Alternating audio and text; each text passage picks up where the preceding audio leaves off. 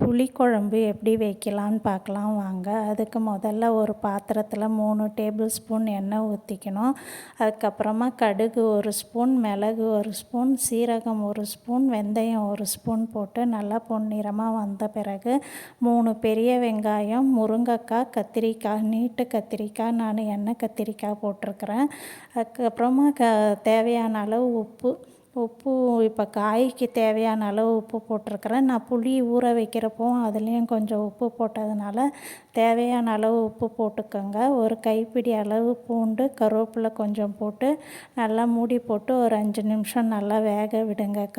காய் நல்லா வெந்த பிறகு ஒரு 3/4 பாகம் வெந்தால் போதும். அதுக்கப்புறமா தக்காளி 3 தக்காளி நான் மிக்ஸி ஜாரில் போட்டு நல்லா பேஸ்ட்டாக அரைச்சி வச்சுருக்கிறேன்.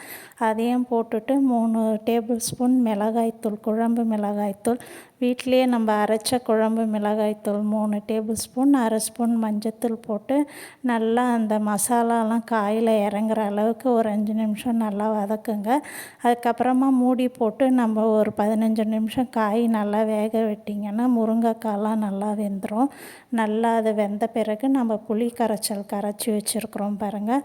அந்த புளி கரைச்சலை ஊற்றி நல்லா குழம்ப கொதிக்க விடணும். நல்லா ஒரு 15 நிமிஷம் குழம்பு கொதித்தோடனே காயெலாம் வெந்திருக்கான்னு பாருங்கள். காயெலாம் வெந்த பிறகு குழம்ப நிறுத்திட வேண்டியது தான். இது என்னோடய ஸ்டைலில் நான் செய்த புளிக்குழம்பு.